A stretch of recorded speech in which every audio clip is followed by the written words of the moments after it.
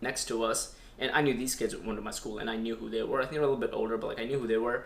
They were wearing like, you remember that Ahmed the Terrorist, Jeff Dunham? Yeah. They put those. They had some of those like masks. They put those on, started making like terroristic noise. After they saw you? Yeah, right when they saw me, their car literally like drove by as I was. All right, what's up, everybody? My name's Eli. My name is Shaqran. And welcome back to the third Culture Corner.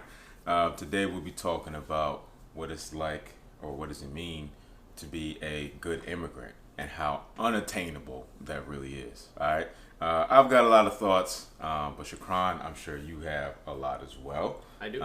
And you actually, coming from Bangladesh at 8 or 9, I'd say your experience is a little bit more potent. Okay. Right. So what you thinking, man? What's on the top of your mind in terms of being a good immigrant? Well, first of all, what is it to be a good immigrant? So I would say, all right. So from personal experiences. Okay. All right. I would say a good immigrant is a person who can, speak English. Yeah. All right. Is unalarming, blends in, flies under the radar, keeps their head down, or at least tries to. Yep. Can be obedient, yep. Not ruffling any feathers or anything like that. A person who can pick themselves up by their bootstraps. And for black immigrants, I think people that stand apart from black Americans. Okay. People that understand, especially in terms of respect, dress, language, and hair. Okay.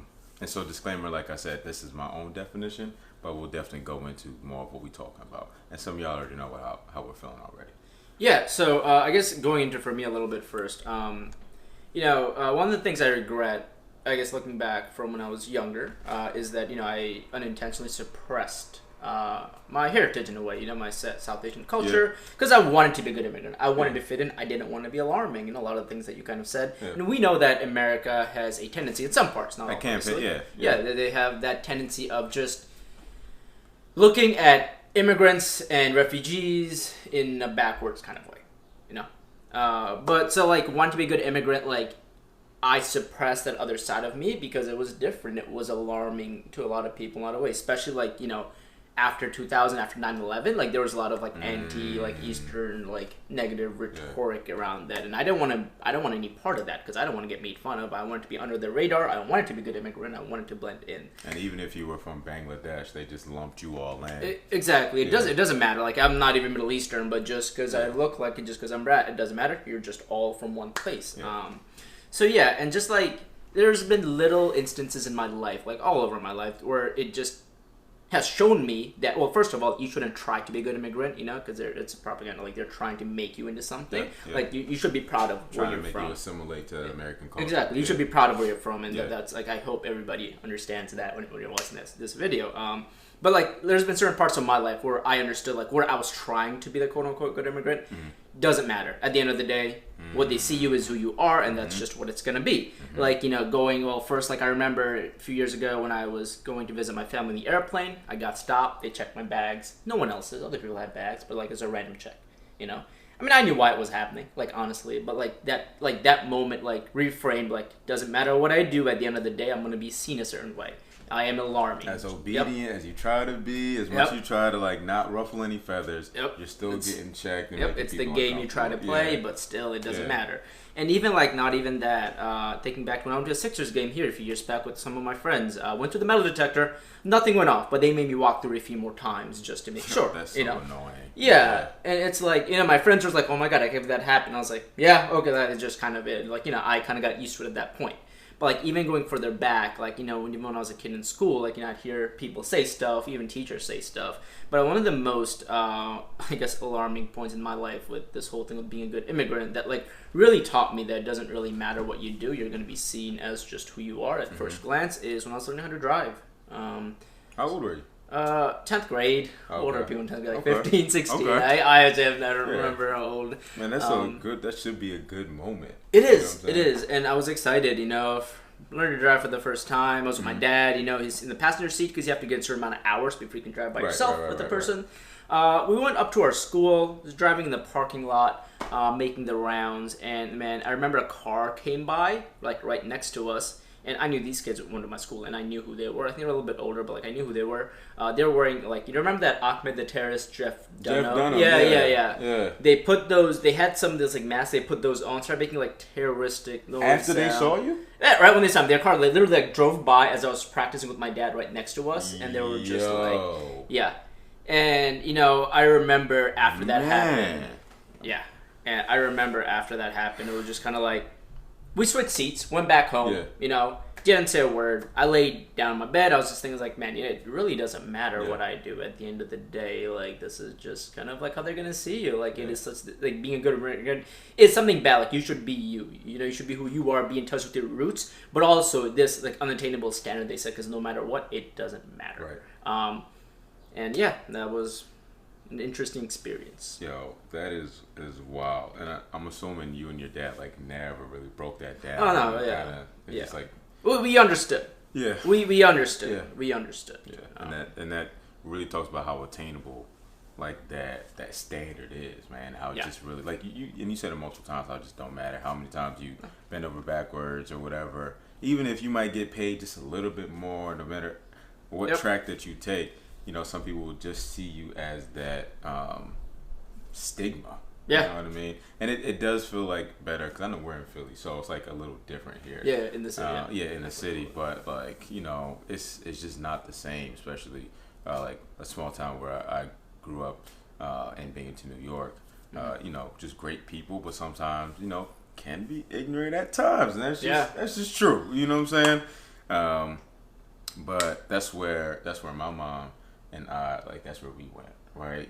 And like growing up, like a lot of the advice that I got kind of like sprinkled in how we could have like counterculture, so that all right, I'll just say this: a lot of the conversations that I had with my friends in college was why Black immigrants come in and try to separate themselves from African Americans. Yeah.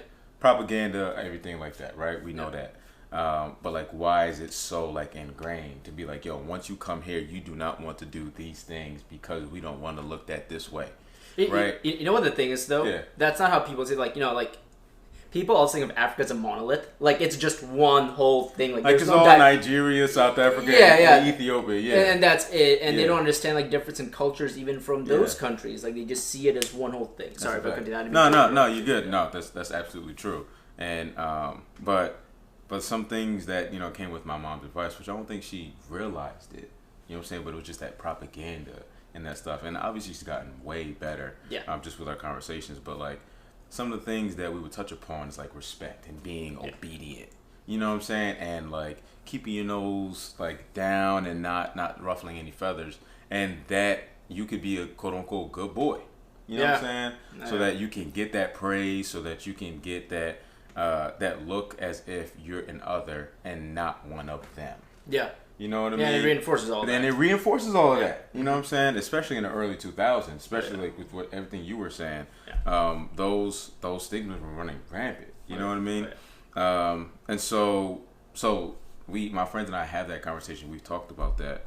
And for me, like, I would not want to deviate from being a good boy because I didn't want that to take away from my future success. Like as a kid.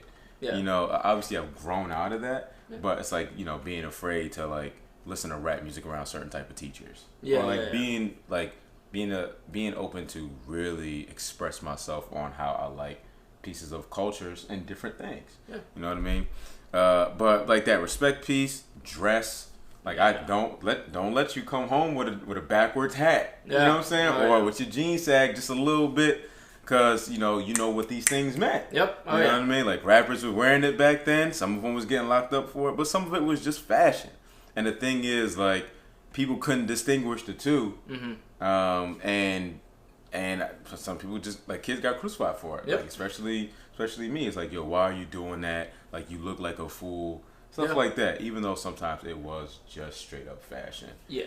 And I want to add crazy. I want to add a little to this, especially like how you dress, like even like thinking about like the Muslim culture, like like wearing like hijabs and wearing a turban and things like that. Like that's alarming. When people see that, they get alarmed by that. They don't like think of it as that's part of their culture. That's like what it is, but like they're alarmed by that and they feel a certain way about it. No, that's right, man. Because I can even attest to that. Like once I came to Philly, when I was on the Broad Street line, I saw this lady with the hijab and the whole garb, but she also had her face covered, and I was like, whoa! I was taken aback. I was staring. It was kind of rude, actually. I was like staring, and I was like, yo, this is nuts.